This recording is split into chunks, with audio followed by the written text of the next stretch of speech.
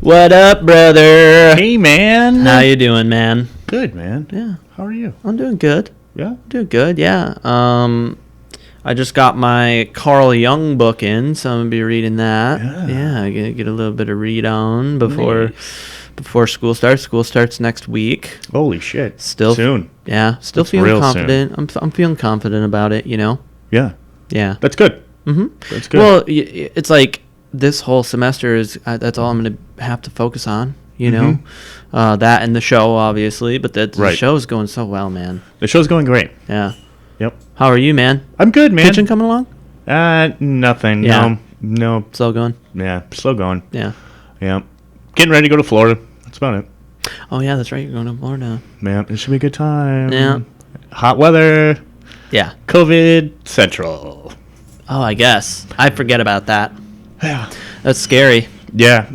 I'm not pumped for the plane ride. Everything else I am now. Yeah. See the fam. Be a good time. Yeah. You got a badass mask, though, didn't you? I did. Yeah. I did. It looks like Bane or something like that. From Batman. Yeah. Yeah. It's pretty dope. It's like. Yeah, I mean, it should be a good trip. I think it'll be good for you. Yeah. You know? And I haven't been down there, and I got to see my parents. Yeah. Got to see family. Yeah. All right, man. Well, let's get into it. I'm gonna introduce our guest a little bit. Our guest is Chef Jametta Raspberry from House of Gristle. Yeah. It's a charcuterie, cheese. Well, and she does full catering services now as well. But started as a charcuterie and cheese place. She does to go orders, delivery. She was pretty well prepared for the whole COVID thing. We talk a little bit about it. Yep. She does mentoring for the Ramsey County, which is super cool. So one of the coolest things that I've seen from any of the people that we have as guests. Oh, I totally agree. Yeah, it's just like I don't know. I don't think she was necessarily being over humble, but she just like it's kind of a big deal, and it's a huge deal. Yeah, I just want to give a little bit more of like a reflection of how cool that is. Yeah, I mean that's all she has going on, and then she's talking about in the show. She talks about a little something that might be coming in the future. Yep. And we're looking forward to that. Now she does have a website, houseofgristle.com. Yep. And we'll put that. We'll put it right here, and then we'll also put it in the show notes and stuff like that. So let's get right into it. Let's do it. Here's Chef Jametta Raspberry of House of Gristle. I met you first at Feed the Front Lines, and I was cooking with Aaron Cabe, and we were cooking for Public. And I met you, and you were very commanding in a positive way, and it was striking, right? Because I'm used to Aaron, right? And you came in and you handled the kitchen so well. You didn't even know who we were, and we all worked together really, really well. And then we did. I kind of worked not in tandem. You had your own cooking that you were doing for Bring It to the Burbs, I think it was. Wake Up the Burbs. Wake Up the Burbs, that's what it was called. Yeah, and it was like, it was kind of designed to show people in that suburban area that, systemic racism is a problem even out there. It's not just like a city issue, right? So anyways, that was like a really good introduction to you, and then I started to learn a little bit more about you, and I learned about House of Gristle, right? And then I started to, as we wanted to get you on the show, I started to do just like small amount of research. I'm not an investigative journalist. I say it all the time on this show. We don't want him to be. People are like, you should have Christos fact check. Like, yeah, good luck, guy. That's all I ever get. Did he check that? Yeah. No, he didn't. He's just throwing stuff out there again. I can just tell you he did not. All right. Is that dated? Yeah, no. So I saw that you're doing House of Gristle, and it seems like a very interesting concept, and the website tells me a little bit about it, but can you explain like how you envisioned it before COVID? Yeah. You want the short version or the long version? Oh, I want the long version. Okay, this is a long form show. Awesome. We got an hour here. You can tell me your deepest, darkest secrets if you want. I'll start from the beginning. All right, cool. So, It's funny that you bring up the Wake Up the Burbs. I'm from that area too. I grew up in the same district as Justin Sutherland. Okay. And I think I don't know, doesn't matter about age, but we're close in age, so we had kind of the same perspective or experiences growing up in the suburbs. And for me, I was born in Gary, Indiana, and we had moved up here in the late 80s. And so kind of my food that I was raised on, my heritage food, was soul food, and we had Sunday dinners. I'm a preacher's kid, so we always had dinner, the family come together for dinner after church, and, we'd have chicken, greens, cornbread, all the good stuff. And my jam was sucking on chicken bones and eating the gristle on the end of the chicken. And me and my dad would kind of sift through my siblings' plates, and we'd sit at the table longer, and we'd, eat the chicken, whatever. And so growing up in the burbs, you kind of had this food shaming that was happening, and I didn't really understand it, but it was something that I didn't feel comfortable with sharing. Like, that was how I enjoyed, or the best part of my eating experience. Mm-hmm. So, that was something I'm like, I like gristle, and I grew up, became an adult, was raised in the, in the kitchens, worked as a chef, and, I didn't really feel like I had food to eat, or there was a place that I could really be myself. I can suck on the chicken bones without somebody looking at me crazy. Yeah. And I also felt that it allowed me and my dad more time at the table when everybody kind of pushed away and got up. And so, thinking about gristle, it started to form this, like, something that was nasty or that was perceived as inedible, was something that I was like, I can totally eat it. Yeah. I love it. I love the texture. It's weird. I like weird things. I like nasty bits, all that stuff. Mm-hmm. Shout out to Anthony Bourdain, for real. But so, as food culture, as we begin to, globalize or integrate or whatever, and just kind of find out about other cultures and get more comfortable with each other, then I started to feel like, well, I want to take that power of that word back. And then coupled with my experience as a young Black female chef coming up on the line, I'm like, gristle is kind of, it is what connects the bones together. And without it, you'd have no structure, right? And so I began the kind of metaphor, the analogy of what House of Gristle would be, which would be an anti-restaurant concept, because my reality was there were so many things wrong with the industry, and I'm like, a lot, and so what are we working towards? You know what I mean? Like, you're working to be an executive chef, you want to be an owner. For sure, nobody looked like me, sound like me, or anything. So I have to figure out how do I relate? How do I interpret this for me, because I'm navigating a different line than the guys I'm working with, know? And so, my answer was like, well, I don't know. I don't know what the answer is. Do you own a restaurant or do you not? Why would I want to own a restaurant? Yeah. Sounds like a nightmare. It sounds like a horrible, horrible time. Yeah. And I got paid, it took 10 years for me to break $10 an hour. And I had a college degree. Fuck. Wow. I'm le cordon bleu. Yeah. Classically French trained. Right. And I went to the Art Institute to get my bachelor's. And what the hell happened to the cordon bleu? It dissolved. It did, right? Yeah. Mm-hmm. Were you part of that lawsuit thing? I was not a part of the whole class action, but they had to dissolve any debt to the school. So nuts. But most people took out loans. Well, right. They all did. Yeah. So then you wouldn't have gotten any. I mean, I worked with so many people that were there, and it was just like, oh my God. Yeah. And then that happened, and I was like, oh, fuck.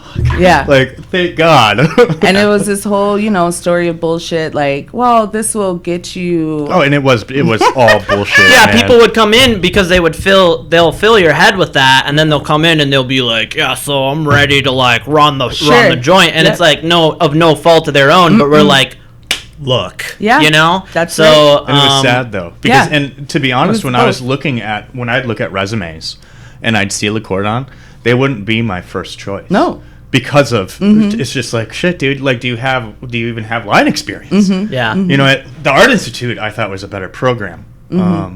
Actually, St. Paul Tech is, I think, the best program in the city. I would have to agree with you on that one. Shout out to Krug. Yeah, you know, and it should be affordable, and it should be It has relative to be, to like man. the industry that you're going into. Yeah. But Sorry. no, Yeah. you're all good. Man. I think it's a good place to just like go into quickly, because for like a lot of people watching this show, they're like, should I go to school? Like, you know, I keep hearing that I don't have the skills here, and I'd learn that at school. And like, what I usually tell people is just get a job at a place that you respect, Sure. and then you'll learn those skills. And I mean, sometimes I've had to do a lot of staging, but that's kind of like out of style now, I guess. And like, it's mostly under the table when it happens. But like, you can get a job where you get paid to learn, right? So yeah, so I just want to go down that for the people at home. Like, if you're thinking about school, like really, really, really, really, really, really think about it, because there are other options on the table. But go on. Yeah, Sorry. yeah. Shout out to your audience. Don't go to culinary school.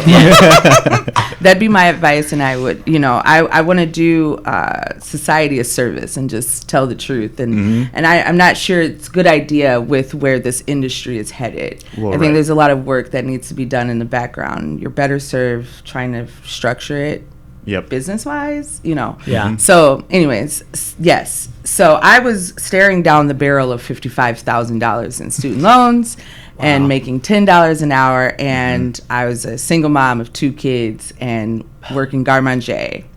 And you know the routine with like finding a new job. Oh yeah. You start in Garmo. Yeah. Find a new job, start in Garmo. So every time I just started in Garmo, but I wouldn't move up. So that's why I would stay at that pay rate for so long. It took me a decade to break through 10. And so then there was a whole nother now working down the hotline, you know, dealing with all that. Yeah. And this is early 2000s. Yeah. That's prime time. That's right when Anthony came out. You know what I'm saying? That was it. We read the books. You know what I'm saying? So everybody started getting knife tattoos on their forearms. Exactly. Exactly. Yeah. Our generation's dope. But whatever. So with that, I had to answer myself, like, what am I working towards? What am I going to do? What am I going to be? Executive chef, that didn't make sense to me because I just never wanted to be like them. And then owner, I'm like, I don't have any money, you know. Yeah. So I just started hustling on the side, and I started Raspberry Chef Service, just selling plates, doing dinner parties, just being out at night after work, even networking and stuff like that, and just kind of putting my name out there, just taking a little extra step. Yeah. And then keeping that 60-hour-a-week schedule. Yeah. Right. Okay. What a life. Yeah, just like going down memory lane. Like, so I'm like, well, I want to do something. But I have to know the answer in order. So that's what I was doing before COVID, was figuring out what House of Gristle would be. And it started out as just Gristle. And then I added the House of, because I wanted to create different outlets and platforms for people like me or anybody. The degenerates. I'm just all welcoming, you know. The pirates. All of us. Yeah. Everybody is welcome. We got to get over this division. I'm bringing it together. I'm putting, just by being a woman, I'm already putting us in the forefront of the conversation. Right. So House of Gristle is it's something that's going to bring the people together. It's not going to be a restaurant. What is it going to be? How are you going to survive? And I was doing takeouts, delivery, you know, private chefing, catering, everything, anything. I say yes to everything. And so what I was trying to figure out was, is it going to be a sustainable career path, and which one would it be? And then COVID hit. And then the entire restaurant industry became my competition. Yeah. Right. Yeah. And I was like, oh, shoot. Like, but I've been doing this whole fucking time, you know? Thanks, guys. Yeah, yeah. And you get kind of pushed down, but that's exact. And instead what happened was I began to kind of rise above because I had an advantage of already knowing, like, what people like, what's going to carry well, you know, what to say yes to, your capacity, how many people you need to sustain. Now these people have overhead costs.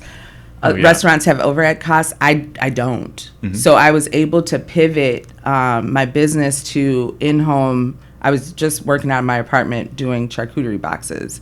And they look beautiful. Thanks. I was bored. They look great. And we've talked to some people who just are bored and not doing it. Yeah. So what I was doing is I was drinking a lot of red wine during quarantine and making cheese boards, going up to, you know, Kowalski's or whatever. Yeah, that's kind of what I was doing every day. And lighting incense and, like, trying not to go crazy and turning off, you know, whatever. So I'd go out. Burning that sage. Yep, exactly. And I'd be in my little front yard watching the cars go by. And I'm like, well, why not, you know, just tell people I'll make you one. And I did. And it was like Mother's Day had jumped off. And then Father's Day was right behind it. And people weren't necessarily able to go out. So that's how this kind of charcuterie, cheese and meat concept came forward. It wasn't something I intended to do. And I'd hired on a couple of women right before COVID. And so now we're just trying to figure out what House of Gristle is going to be on a more permanent basis within the pandemic. Yeah. So the answer is I don't know. Yeah.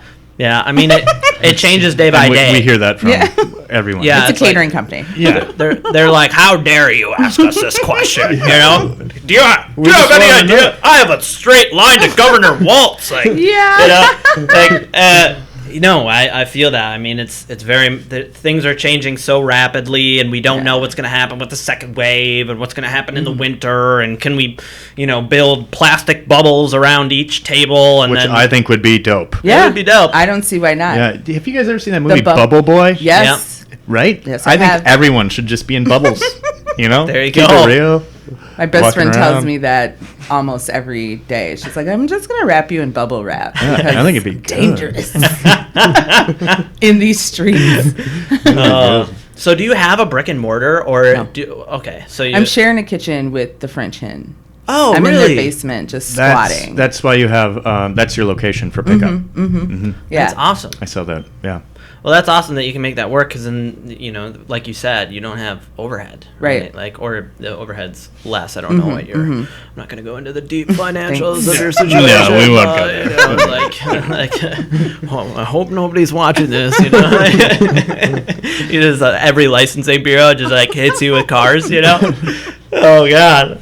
Yeah. No, but that sounds like a great. I mean, that sounds like a great place to be at when the pandemic hits. Like, oh yeah, I already do all of this, so like, good luck catching up. And that's kind of how you felt. It's been so far, anyways. It's like you had just a little bit of an edge on all the people trying to like. I didn't have to sweat for it. I've been sweating. Yeah. Right. You know. Yeah. So I don't know if it's like catch up or not. I don't really think like that. I don't really care what everyone is doing either. Right. Nor should you.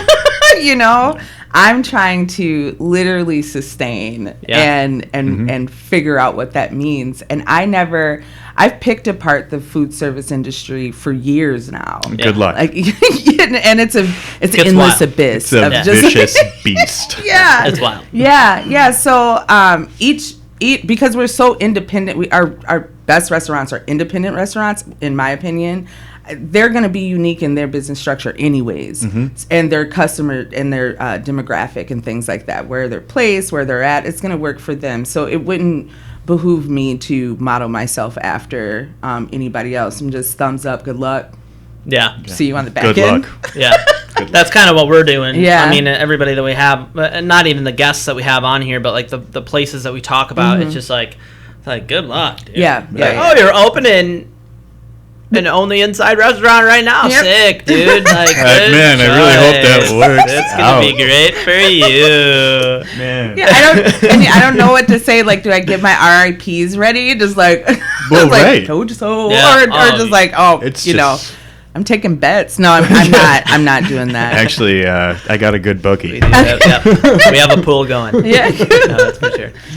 No, I think it's interesting because we're kind of right now we're in the business of picking apart the restaurant industry. It's right? always that's like literally our job. So like we've both been chefs, sous chefs for years and years and years, and then like recently before the pandemic, you were out. Right? I was out. I was raising my kid. Yeah. So I was stay-at-home dad. Heard. Yeah, and you had moved to being like front of house, doing bartending. Yep. I was running front of house bars. I mean, kind of like that same concept that you talk about, where you're like, I don't know if I want to be an exec chef. It's like once you get there, it's like it's. Well, that's what happened to me. I was exec chef, and then I was like, I actually never stepped foot in a kitchen again.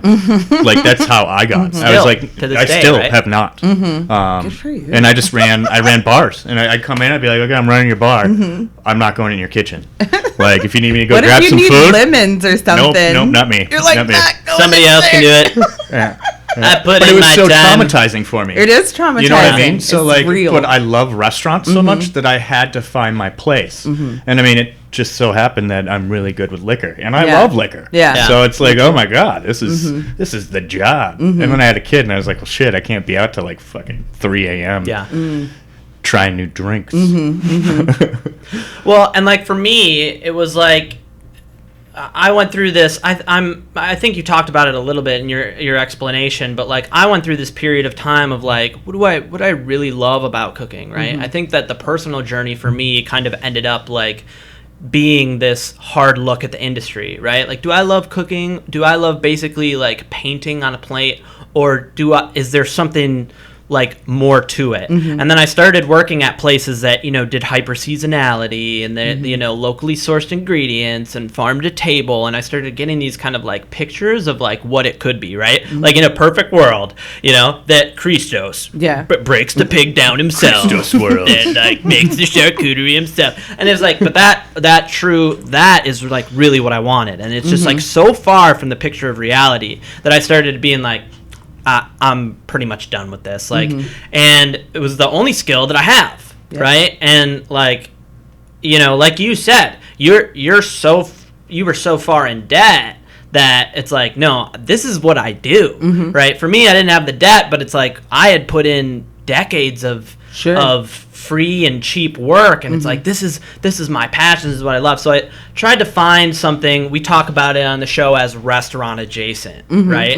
So like I'm going back to school, and I'm going back to school for plant and microbial science, and it's like I want to like study the soil. I want to study the relationships between plants and the soil and the microorganisms that like treat that interim, they call it the rhizosphere, pretty much. And I'm just like so into it, but it comes from cooking, right? It comes from eating. It comes from, and then it goes to agriculture, and then all of a sudden you're at the soil, right? And it's like, this is what I want to know about. And that's what this show has become, is where we're talking to everybody. Right. It's super strange that it's become this, because when we first started it, I mean, I guess it was going to go to that, but I feel it's gone more to the soil, to the start. Yeah. To the start of, where food comes from. Because that's what it needs to be. And, Absolutely. And like, I don't want to just like, I don't know. All of a sudden, I'm on my soapbox for 25 minutes. But it's like, I think that's what it needs to be, because the restaurant industry now, after COVID, has to completely reorganize, right? Like, we talk about places that are on this echelon of fine dining need to come down to this echelon, and food trucks and pop-ups need to come up from this echelon and move up here, right? Like, we need to restructure everything. And when we started this, we were like, we know a lot of people in the industry. We can just screw around the whole time and have a good time. And that is very much what we've done. Sure. We try to. But it's moved towards this, I don't know, this a little bit more like picturesque, like we need to go back to basics. Yeah. Right? Yeah. Yeah. I think where I find myself on the spectrum of the most useful is I've what I love the most about cooking is the orchestration, the symphony of the movement, of the flow of food. Mm-hmm. Right. And I enjoy the dance of working in a line and the back and forth. Yep. That's what I love the most. What a beautiful But way I to put also it. Yeah. come from, I started in the music industry. So I was hustling, like, I owned a record label while I was going to Hustling them tapes. I was hustling CDs. I was selling CDs on the weekend. Hell So selling plates and food and stuff is not far removed from what I could do. But I found that, and a lot of people who work in kitchens also do music, but I was not musically inclined. I just wanted to be close to it. Right. But it's more fucked up than the restaurants. Yeah. So so I was like, oh, okay, well, this is like more of a career-y path. Yeah. Career-y path. Career-y. Career path. Because remember back then That's I was that down. That's our newest shirt, a career path. So I found that it was like rehearsing, getting ready for that 5 o'clock performance, packing up, starting again. And you found your band and you found your people that you can work the best with. Yep. For me, that was the most, that's how I survived the longest. But then I would say I'm more of the study of people and how they come together over food. That's what I was watching. Yeah. Right. I don't care where it comes from. As long as I'm invoking that when you put the food in your mouth and you put your head back, that moment. Yeah. Now, there's so many different ways to get there. Yeah. Mm-hmm. And most of the time, as you know, if you bring down that pretentiousness and the ego and you get to the love of what you're doing, you tend to invoke that flavor or that experience more often than not, And if you're watching, then you say, well, why would I do all that? Yeah. I'm like, why the fuck would I do all that? I'm just skip that. I'm going to just enjoy what I do, put the food on the table and say, don't worry about what the nuances and stuff. I already figured that out. I paid a lot of money to figure it out. Yeah. And then have a good time with your friends and your family. That's all I care about. Yep. I don't care what the interior looks like. What if it's, I don't. I agree. Bringing the people together. I agree. Now, quick call out to a restaurant. I don't know the rules. I don't know. We're gonna break. Hopefully, we're gonna go to break. Yep. Okay. So I'm gonna quick call out. Moochie's is a good example of that, where you go in and it's like it's not very hard decor, but the food is really really amazing, right? And it's a pretty simple setup, and it's like you don't I don't know, they don't take reservations. Right. It's it's not high level in terms of the like snootiness, but you can go in there and have an amazing meal. Right. I think that's a perfect example of what you're saying. Sure, you know what I mean? sure. Yeah. And it is high level. Sorry, but and in my opinion, like the people who run it and the people that are involved and that's skill. why The skill. Yeah. Go ahead. I agree. Yeah. Let's take a break. Cool. Hey guys. It's Christos again with Minnesota Well Done. Telling you about the Patreon. You can go to www.patreon.com/Minnesota Well Done, all one word, and you can sign up for one of our tiers and help support the show. We're growing fast, and we can use all the support that you got. Also, I want to talk about mugs. We have mugs in. We're going to be sending them out once you give us your address on the Patreon. So our $20 members get the mugs. We also have them on sale at our website at www.minnesotawelldone.com. Thanks, guys. Back to the show. All right, so we're back with Chef Jametta Raspberry. We were talking a little bit about kind of like the separation of how food is kind of dressed up and the actual skill that goes into making good food, right? And I think that is at the heart, at least, of what you explained to us with your gristle concept, right? And I think it's interesting that you're doing charcuterie because like that, I mean, that's that concept to a whole nother level. So like I am always talking about Chef Dan Barber on this show, but he has a little too much, but but I love him. I really got a do. hard on. I love him. I do. Yeah, it's hard and ready. And so I Now I'm distracted. God damn it. No. So when it Thinking about him. think about Dan Barber. Oh, he's so bald That and does not weak happen and to old. me. I know. I'm like, what? It is Okay, hello. Anyway, it's just like a Josh Toma like figure. Like hello. Very similar to Josh. Yeah. Hello. Just shows up behind you. Yeah, we have kind of an ongoing joke on the show. Yeah, Josh Toma. Hey, like, hi. Would you like a free drink? She worked at the Lex, so she knows what we're talking about. Oh, you did work at the Lex. No, I did not. Oh, I thought you did. No. Oh no. Oh. Did you work for Rebel? La Belleville. You worked for Rebel at La Belleville. Yeah, and I worked for Rebel at Butcher and the Boar. Oh, okay. Gotcha. Okay. Mm-hmm. All right. The Reebs. Yeah, All right. Reeves. Yeah, so she doesn't even know who Toma is. No. I actually do. Oh, do you? Have you seen him? I have. So she gets it. You get it then. And I've seen him talk. Would you like a tour of the place? Okay, so Anyway, we love you. yeah, back to the show. Don't sue us. We don't have any money. So true. Dan Broke. Barber, he talks about how there was such abundance in America for such a long time that like we just adopted this.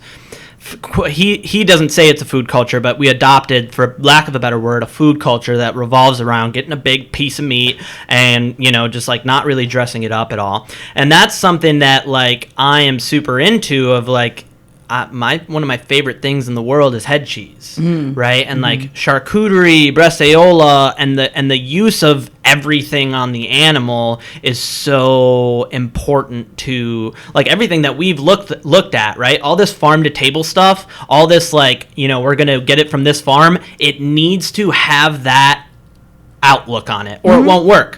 Otherwise, you're just back to these huge, giant factories that are scaled up and they're pumping cows full of, and they're ruining the environment, they're ruining the cows, and everything smells like awful, terrible, Like shit. like shit, Straight shit. like shit. So I just think that it's interesting that I think this take on it is great. That's in your name and that's what you do is just like it's impressive to me, and I'm like I'm kind of happy to have you on the show. Oh, yeah, thanks. you're very welcome. So I have one question for you, and I hope that I break into kind of like a little bit of a side conversation here. Are you a mold specialist? Or did I hear that wrong? Oh my god, I can't wait. Did I hear it wrong? You did not hear it wrong. Really? I am not a mold specialist, but my voicemail says I am because I haven't changed it irresponsibly after, oh my God. It's probably been 6 months, but my boyfriend at the time, Yeah. now ex, Oh, yeah. Of course. We're getting into the deep this is good. nuts here. he owned his own business, right? And so he goes, you need to change your voicemail. Like, you sound sad. Like, you just don't sound whatever. Yeah, And I just so happened to be at the governor's mansion when this happened. I was an assistant chef at the residence Oh, that's sick. before this quarantine thing happened.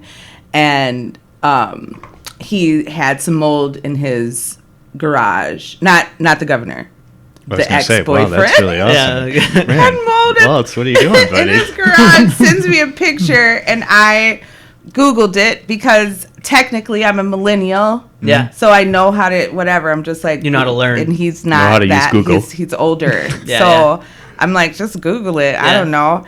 So I ended up changing my voicemail and just saying I was a mold specialist because I was irritated because he was asking me while I'm at the governor's mansion what kind of mold is in his garage, and he's an older man, and I'm just like, and so it just goes whatever. Yeah, and I'm a mold specialist, I guess. I know. That's totally the tone. I was like, I guess I'm a freaking mold specialist. I know. Oh my God, this is awesome. Never changed the voicemail. Don't even know. It's on my list of things to do. Since That's a very different January. conversation than we thought we were going to have. We're like, so like, don't where did know. you learn how to make? Shit. Like, you talking about cheese? I don't know nothing about. We're talking about charcuterie. I don't know nothing. What's the difference between a mold and a fungus? Absolutely nothing. I don't know shit. Sick, dude. Sick. I sometimes know how to identify black mold if it's in your bathroom. If you live in an old house. Fucking terrible. Oh, okay. I need to change my voicemail. I cannot believe you just brought that up. When he came in this morning, I was like, oh, no way. Oh, man. Of course, nerdy white dude is like, I'm going to ask her about mold. Yep. I could let that one slip by. Yeah. Oh, no. Oh, dude, I was all prepared. I was like, nothing. yeah, really, if you know, the difference between a mold and a fungus is actually the way that they consume nutrients. Not at all. Damn it! I know. I can't even I don't even know how to forage mushrooms. I don't know shit. I know how to make a damn good salad. That's it. Cause that's on Garmo. You're on Garmo. Okay. That's good. Oh man. Well, you got good. the scoop. Right. Yes. That's good. Hey, I'm getting better. You guys got My the investigative journalism is like. You're actually getting way better. Yeah, dude. I think it's the shirt.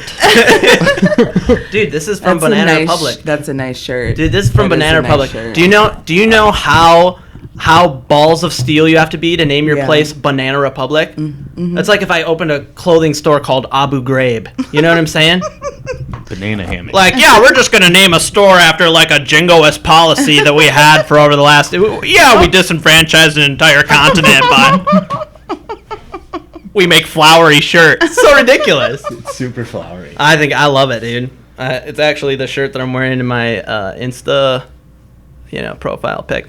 Ooh. All right, let's move on. So, Wow. Man. Yeah, no, I look good. Weird flex. But okay. All right, so you're coming to more decisions about what's going on with House of Gristle. Right now you're doing pickup, you're doing delivery, you're doing catering. Is that like what you're going to stick with for the foreseeable future? Okay, since you're getting scoops, I'm working on a partnership with Brother Justice Whiskey. Okay. And we're trying to conceive a meat and cheese experience in their distillery that they're opening in October. Where's that going to be? Northeast Minneapolis. Yeah, that's a really good idea. They have like 15,000 square foot event space. Is their whiskey good? The whiskey's bomb. Yeah. Bomb, and I'm not even a whiskey drinker. I'm a red wine drinker. And this one has a it has a feminine what do you call it? You inhale the feminine, you exhale masculine. So it's butterscotchy. It's very soft when you sip it, and then when you exhale, it's like really smoky and peppery. It's fucking bomb. It's Minnesota made. Yeah, and I'm not even like someone who plugs people like that. Totally. So I'll plug the shit out of believe. Well, and if you're going into business with them, you're kind of plugging yourself at the same time. So you're doing a meat and cheese and not even like that. Yeah. So the whiskey's good regardless of what happens. But what we're trying to do is create this. It'll have to be a to-go, a prepackaged deal because they don't have a food program or no intentions of offering like hot food along the facilities or in the facilities. So this is a different type of dining, more of an experience, a tasting. Yeah. So we're collaborating on picking the meats and the cheeses and stuff. That's awesome. Yeah. So that's something that's pretty soon. That's happening pretty soon. In the meantime, we're just doing small catering gigs as they come. And we opened ourselves up to weddings. I don't even want to say that out loud. I don't know. What was that like? I'm sorry. It's like, how do you be a catering company and it's like, we don't do weddings? Yeah, that's a good point. But before COVID, I was totally able to do that. I'm like, nope, I establishing boundaries. That's Yeah. I don't want to be responsible for ruining like the best day of your life. I would totally ruin it. Because I will. And I would ruin not on purpose. It's Yeah. not on purpose. But I forgot.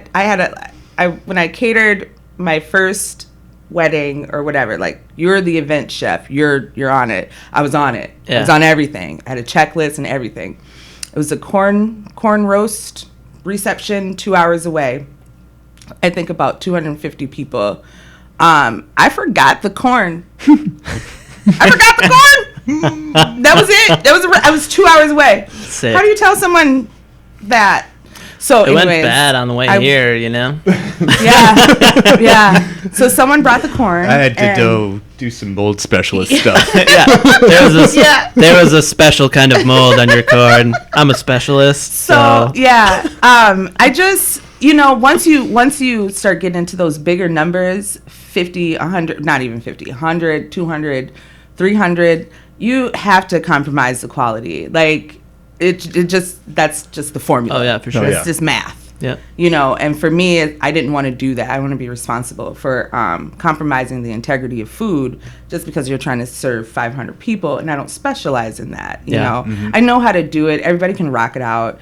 I don't even think it's fun when 200 people are in the room. No. I'm sorry. It's like, this not sounds, fun. it's like a nightmare. not fun. So, Weddings in general seem like a nightmare. and And like everybody, I feel like everybody Even when I has go an to a air wedding, I of feel like, it's a nightmare. like, look, Sharon, you're not getting married today. So God why don't you damn it, shut the Karen. hell up? so, Talk to Sharon. Yeah, You Sharon see, and like, Karen is like, this hiding macaroni my- and cheese has too many breadcrumbs in it. Like, what?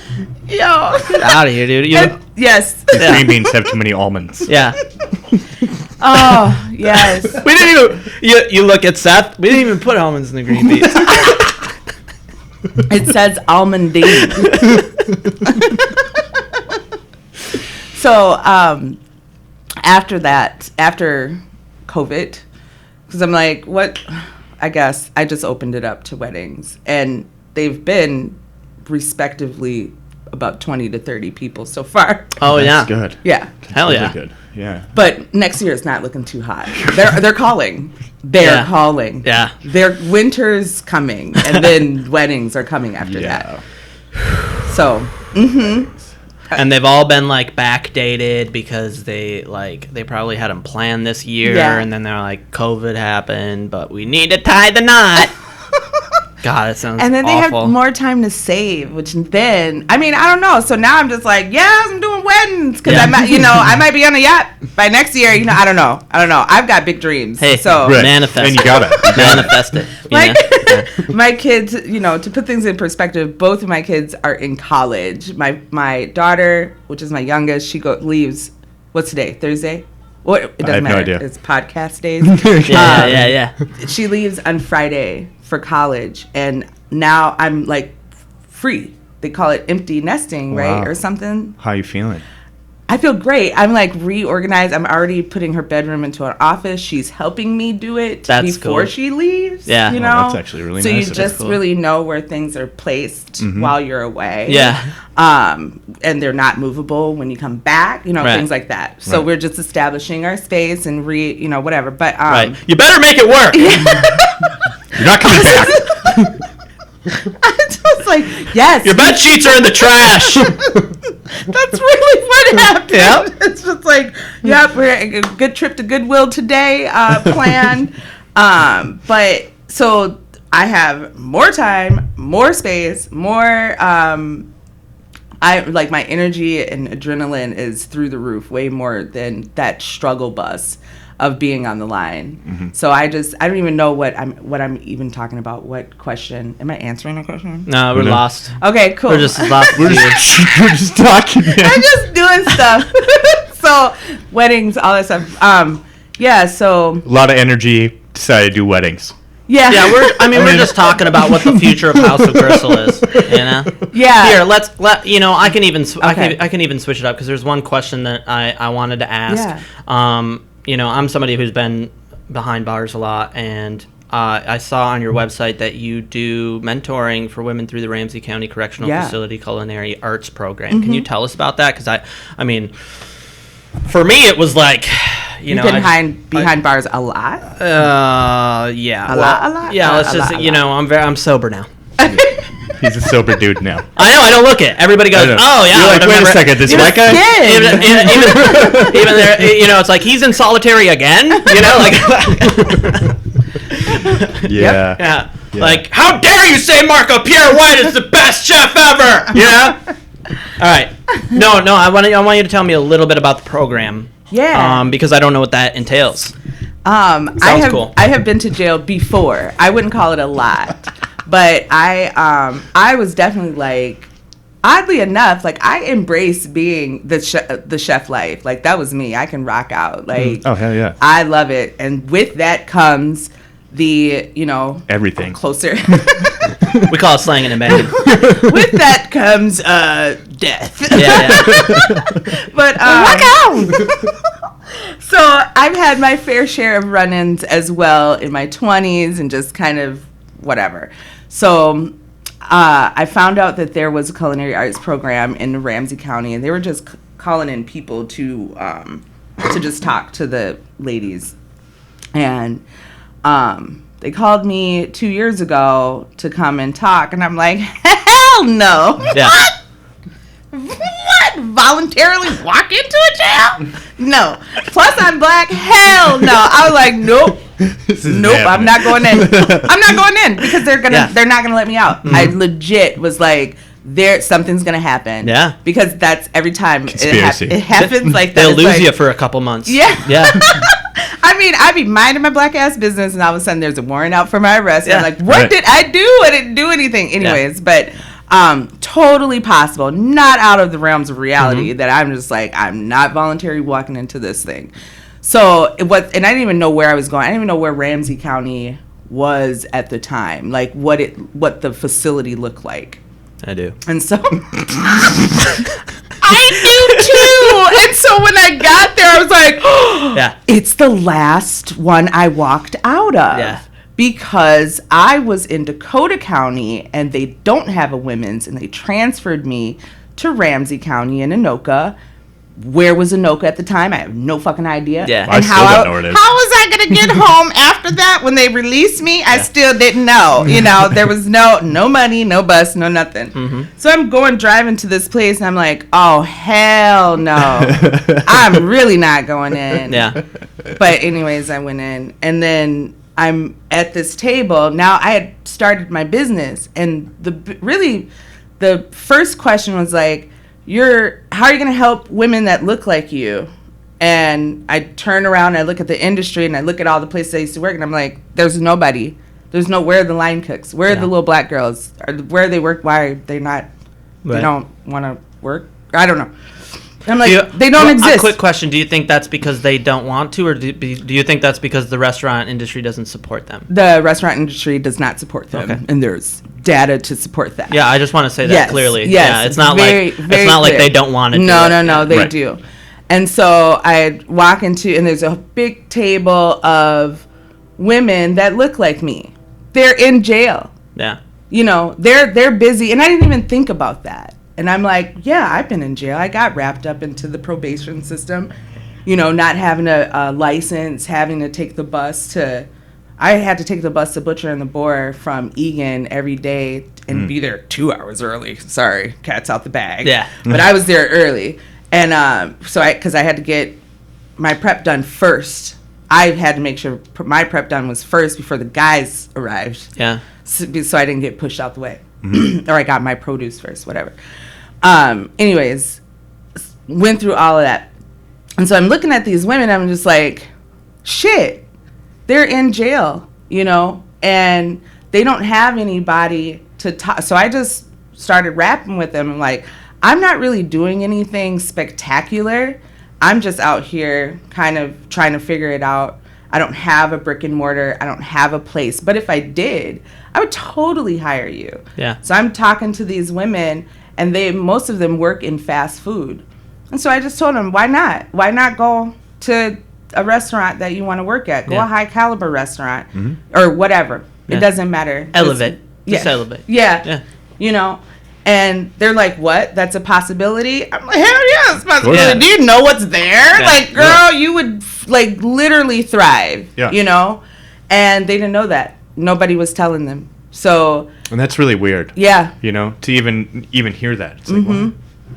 That's weird. Yeah, it is weird. And where do you see that kind of, that path? And looking around, I was in it. Yeah. And I was thinking someone was going to be in front of me like, oh, yeah, all the black women chefs do this. They don't exist. It was me. Yeah. You know, so I felt then Wow. an obligation to keep going and then keep going back with this program. I go to their graduations. Well, I talk to them first and I go to their graduations. I think it's like 5 weeks to get their serve safe, you know, and I just tell them what's up. Super cool. You know, That's awesome. No bullshit. Because I'm talking to adults that are getting hemmed up for their boyfriend's bullshit, Yeah. or Right. they're on drugs or whatever. I don't Right. care what it is. Various you things. know. And at first I'd be like, hey, it's gonna be rough, it's gonna be hard, but if I did it, I'm like, you can do it easily, and I'll give you all the information to do it. Right. You know, to solve your problems immediately. And sometimes the beginning of it is like, leave your man, or, Yeah. you know, Right. quit your job. Yeah. I'm Usually telling- leave your man. Yeah, Usually usually it's that. leave your man first and then quit your job second. But, like, I have no problem encouraging people to quit their toxic workplace jobs Yeah, or mhm, whatever sure. it is. If it's not paying you, you shouldn't be there. Well, right. And you can negotiate your... Just wasting time. Yeah, you can negotiate your wage, you know. Yeah. And if any sort of institution makes you feel like you can't talk back to them or have a dialogue, you don't belong there anyways. Yeah, your self-worth is worth Yeah. way more than that. Right. So, Well, and that's, Yeah. you know, we talk, you know, we throw a lot of shade at the industry in various ways, but the reality of it is like that it is a place that if you're down and out like I was, right? We talked about this in an episode. We had an interview with one of the chefs who had fired me, right? Because I was like, I was pretty off the rails. When I Bad. it was bad. It was bad. So when I came back into it, there was a community there, right? Like there was a lot of bullshit and there was a lot of stress, and it's like it's kind of difficult. Like when you're down and out and you don't have any dignity to begin with, the restaurant industry can be very trying, but it's Sure. there for you, right? Like there is, if you're willing to just like kind of like put your head down and run the play, then you can definitely make something happen out of nothing, right? And then I started to learn more and more that I do have that negotiating power. Like the more experience that I got, the more I realized, oh, if you fire me today, I can go into another kitchen. Oh, it's only 4:00. Well, I can just walk across the street Yeah. and finish service over there. it's a lot of power. Yeah, and once you realize that, your life changes. You Yeah. know? And so, I mean, like I said, we throw a lot of shade just because there's all these kinds of problems going on in the industry, especially like racial disparity and gender disparity. But it's something, right? Yeah. It's something. So Yeah. that's cool. I mean, I saw that and I definitely wanted to go into it a little bit because I think that's something really cool that you're doing. Yeah. I know that I basically had you. Right? Like if we really look into it, like when I got out, you're like, hey, oh, so you're out? Come work here. You are providing that Sure. experience for, I don't know how many people, but I Yeah. mean, it even one is just, it's freaking awesome. And I love it. And I appreciate that about you. So Yeah. that'd be- One person, I'm going to share this. One girl at the beginning of it was like, I want to stay in jail because it was more comfortable for her. And that was kind of the first 3 time hots and a cot. Yeah, Yep. that was the first time I really actually heard someone say something like that. You Yeah. always kind of see it on TV, but she was real. Or she really did. By the time I was done talking, she changed her mind. Yeah. And she told me that. And I was like, oh, you know, like now I got to take that into the world. That to me is a lot of power too. Yeah. And I want to continue to demand that respect from my industry and peers. Like I put in the time. Totally. I've paid the money. Yep. I've shown you what I can do. Yeah. Check the Instagram. Well, I think you do it well. Yeah, and I'm not like, I'm humble about it, and I'm really trying to create a space for myself to live and for someone to thrive. Yeah. And that intent is at the core of what I do. So all those other rules about food don't even apply to what I'm doing. I would love for someone to come in and be like, hey, I want to learn about terroir and what microbial plants or whatever and then I want to have a place to apply it, to do something creative. I want to provide that platform. And then I want to make that connection with you for that person. And then we all, I think, will be more fulfilled in our purpose and blah, blah, blah, blah, blah. And this is not just this brigade system of sustainability. Fuckery. Yeah. And purpose, you know? Yeah. So, yeah, that's that. Totally. No, I love that. Yeah. Awesome. Thank you for everything. I think we're going to wrap it up here. Sweet. Yeah. When you start getting your cheese and meat experience at the whiskey, maybe we'll have you on again. And we'll kind of boost the show. And we want to know about the mold specialist stuff. Yeah. The more that you learn about mold, just let us know. Let us know. I'm leaving it. I'm so dangerous. I'm just like, I'm gonna leave it like that. I would. And wait for the next person to ask me about mold. Yeah, it'll be some other nerdy white dude. He'll be like, that was awesome. I appreciate it. Yeah, thank you. Thank you.